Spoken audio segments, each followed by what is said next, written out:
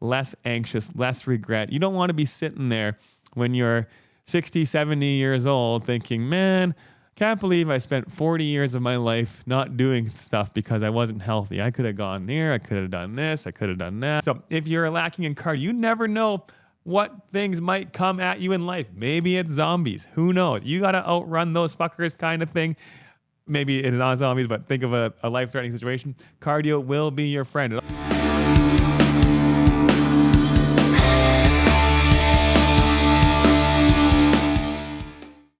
Hey everyone, my name is Brandon. Welcome to the Northern Strength Fitness Podcast Show. This is episode number 2.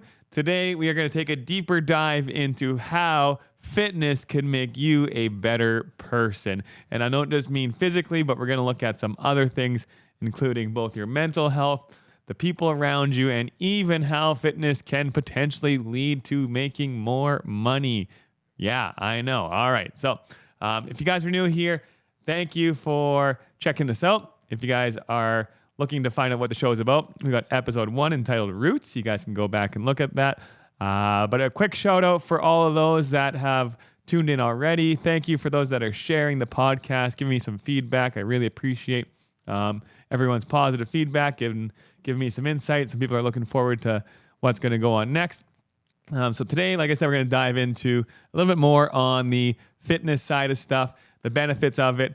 Now, if you've been hiding underneath a rock, you probably don't know this stuff already. But like I said, I'm going to tie this fitness into how you can use it for other parts of your life. So we're going to start just with the body, talk a little bit about the science, maybe a refresher for some people, and then we'll get into how it can help with your mentality and how that, again, can then lead to healthier relationships and then also helping you make some more money. So let's go into your body fitness. Now, I am not a physical fitness specimen myself. I am a working project. Just like everybody out there, I believe, knows that they can still get better in certain areas. But the areas that you'd want to be considering for fitness and why it would help you in a better life, let's talk about your cardiovascular endurance. So cardiovascular, meaning cardiac muscle, which is your heart muscle, vascular vessels, basically your heart's ability to pump oxygenated blood to your muscles to make them do things. You can also have endurance for that, for an example. But the better your cardio is, the longer you can do things. Think zombies. You guys ever watched the movie Zombieland? Good cardio is like, I think, number 1 rule. So if you're lacking in cardio, you never know what things might come at you in life. Maybe it's zombies. Who knows? You got to outrun those fuckers kind of thing. Maybe it's not zombies, but think of a life-threatening situation. Cardio will be your friend. It also gives you lots more energy. It helps reduce the risk of heart-related diseases. Speaking of heart-related diseases, I believe they are the number 1 killer in the world. You can double-check that fact. Obesity is a number 1 killer in the world. It is up there, okay? It beats out a lot of different types of deaths. Those are things that are preventable. The obesity and the link to heart disease and all those things that go, those are completely dependent on you. The more you exercise, the more you work out, the more you look after your heart, the better energy you're going to have, but also all of those risks that are associated with obesity and a non-active lifestyle are going to go out the window. Maybe not completely, but they're definitely going to dive down. So cardiovascular endurance is one great thing for it, okay? Next, we're going to look in fitness would be obviously the things that you're going to be moving around, which would be your muscles and your bones. So let's quickly talk about bone density and why you want to work out, why you want to put your body through different types of stresses for your bones, and that includes lifting heavy objects. So when I went to university, I remember taking a gymnastics unit. We talked about growth and development, and in the gymnastics unit, we talked about how you can see the quality of youth bones dependent on the type of movements that they were doing. So for instance, in this gymnastics, it was about making them bounce. So rather than playing regular tag, you'd make them do hopping tag. You'd have them on their hands and knees working with a weight load like push-ups or headstands, handstands.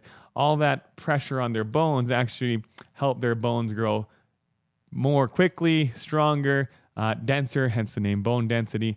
That same theory applies to adults as well. So for the adults that don't have a very active lifestyle, who are sitting a lot, maybe it's a desk job, maybe you go home and pop yourself on a TV, your bones lose density. You can retrain those to get denser by introducing them to weight resistance training, by moving around.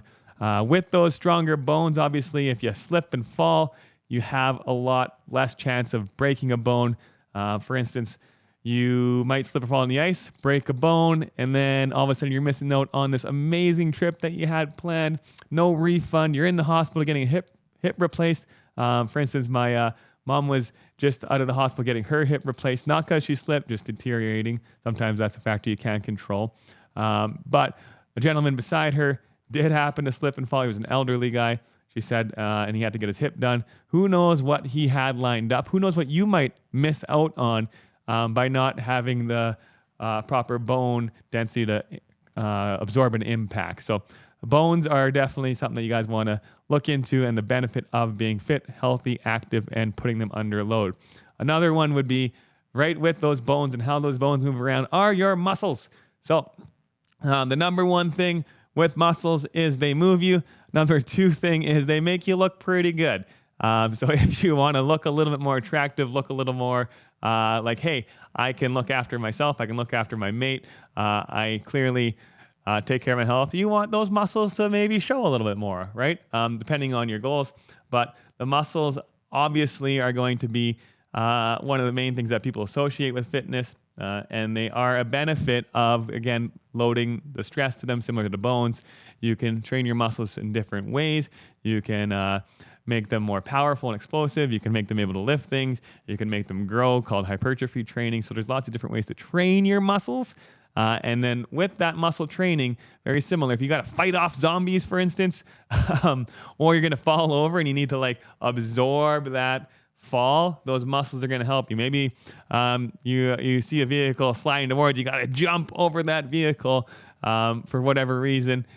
Those muscles are going to be there for you. I used an example in the class there about a month ago. Like, what happens if your kid accidentally locks you in the basement and you can't get out because, let's say, the stair was broken or something, some kind of crazy scenario where it's up to your strength, your ability to jump, move, pull your body up out of the situation to go look after your loved ones.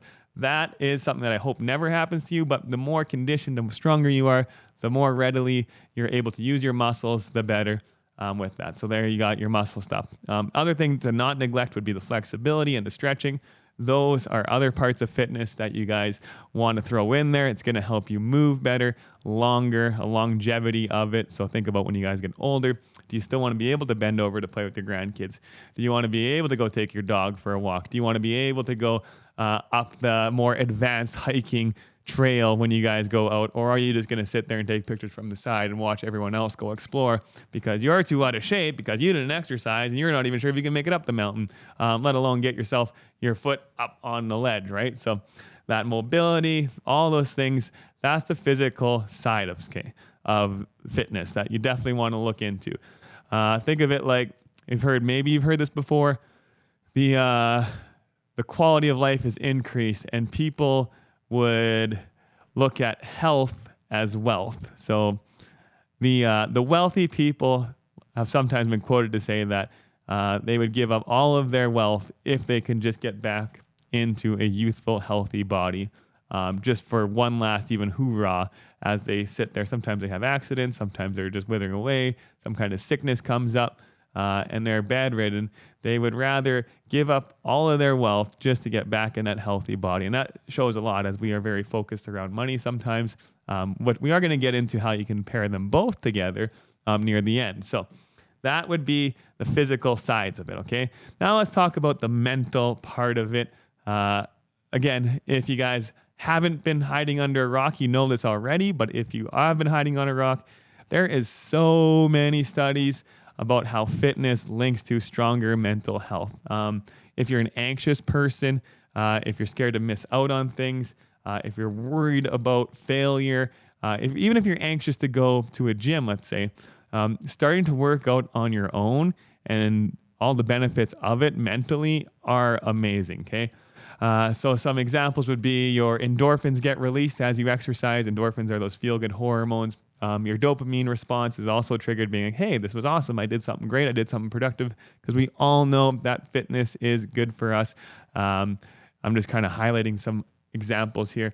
So for example, when I was exercising the last 6 weeks here, and I had this 6-week weight loss challenge that I did with some people, I was getting a little fluffy myself, and I wanted to be an example and do it with them, get myself in a nice piece. The energy levels I had because I was doing exercise regularly shot up like crazy. I tore my hamstring a couple summers ago. I'm still working on rehabbing that, but my ability to want to move and even jog again, it's hard for me to jog right now for a longevity, but I just had the urge to run. I was walking to work and I just felt like jogging to work, and I hadn't had that feeling because you get the energy.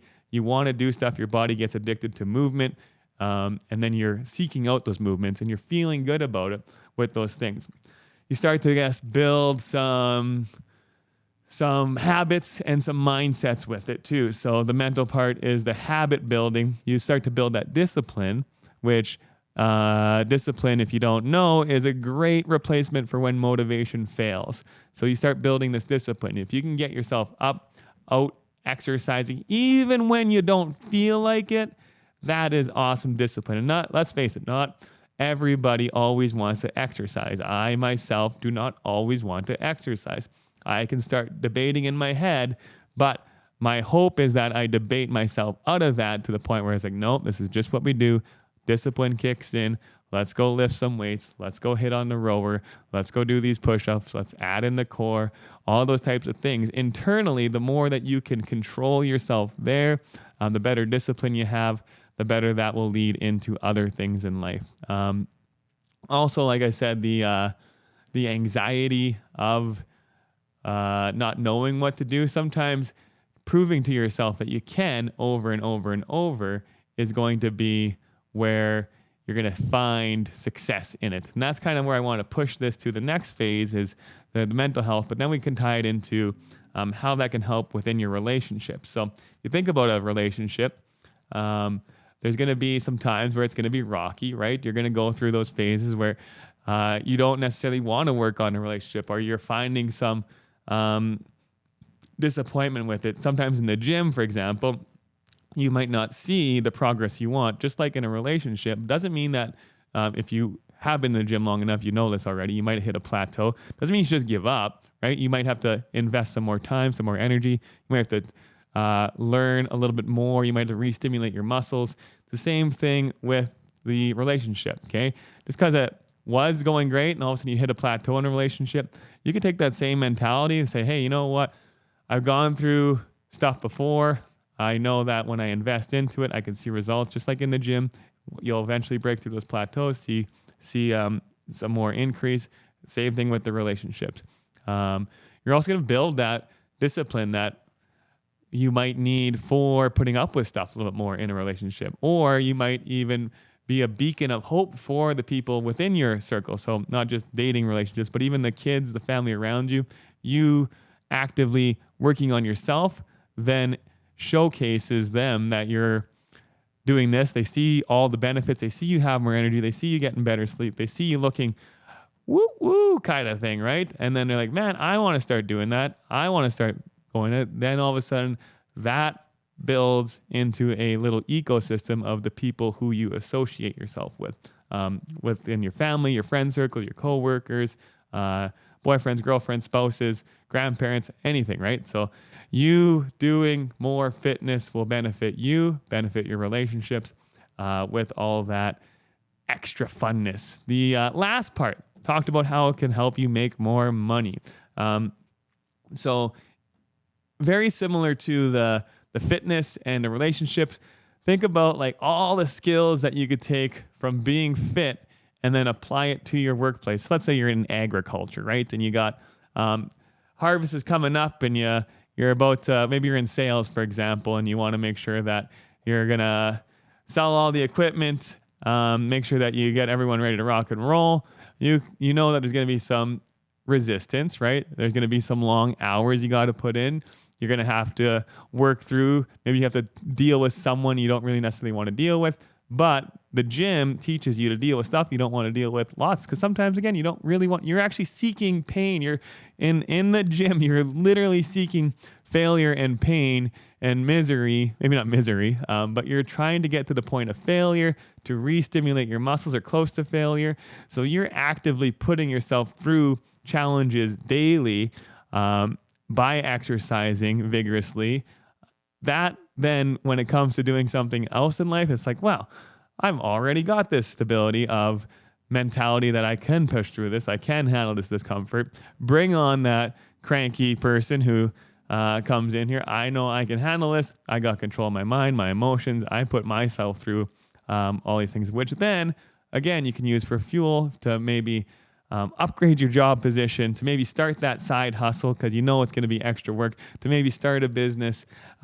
Take those same lessons that you could teach yourself in fitness, apply them into relationships, apply them into your work, and you may see your life improve. And that's why I'm a huge believer of why fitness can make you a better person, can make you a more well-rounded individual with all these extra doors that it's going to open up to for your life, your ability to go explore, your ability to have healthier relationships. The nice thing with relationships and joining a gym is that you're around like-minded people. They feed you wanting to get healthy versus the opposite. I think a healthy relationship should feed you being the healthiest person, the best person you can be. If you are in a relationship that is doing the opposite. Now, I'm not saying that you have to go run away immediately, like, oh my gosh, Brandon, I'm leaving all my friends, my family, because they don't feed my healthy lifestyle. Not saying you have to do that, but if they are actively trying to destroy your ambitions to be the healthiest, best person that you can be, that might be something just to take note of, be aware of. Don't let them pick away at you. And if it becomes too draining, then hey, maybe you do have to reflect on that relationship. But again, by you working on you, staying true to who you want to be, you might change those relationships. So a true relationship, a good one, I think you guys should feed off each other, challenge each other to be the best versions of yourself, whether that be in your relationship romantically, family, friendship circles, at a work environment. You guys should always, a good healthy relationship, grow together. That's what I talked about last podcast, was growing through life versus just going. The quality that you guys will have by exercising just amplifies your ability to do more things longer in life, throughout life, less anxious, less regret. You don't want to be sitting there when you're 60, 70 years old thinking, man, can't believe I spent 40 years of my life not doing stuff because I wasn't healthy. I could have gone there, I could have done this, I could have done that, or I didn't have the confidence to go ask such and such out because I didn't think I looked healthy enough or looked good enough. If you're not happy with how you look, that's a result of your lifestyle. Change into a fit, healthy lifestyle. Be proud of how you look. Be proud of how you move. Get a better posture, right? Look into those things. They distill into other areas of your life. Fitness is awesome. Hopefully you guys enjoyed this stream. I'm going to try to keep it a little bit quicker today, but that is all the benefits that I can really quickly think of. There's so much more out there. Continue to research, try it out for yourselves, see the difference it makes. Come to Northern Strength Fitness, check it all out. Check out our stuff that we have for you guys. If you guys are interested in joining a gym, not really sure where to start, we've got a gym ready guide. Just go to our website, northernstrengthfitness.ca, or thenorthernerrace.ca. We'll actually have where the courses are. You guys can register for that race. But looking forward to talking to you guys in the next episode. Keep fit and have a great time. I didn't steal it. If you guys know what I'm talking about. Anyway, peace out.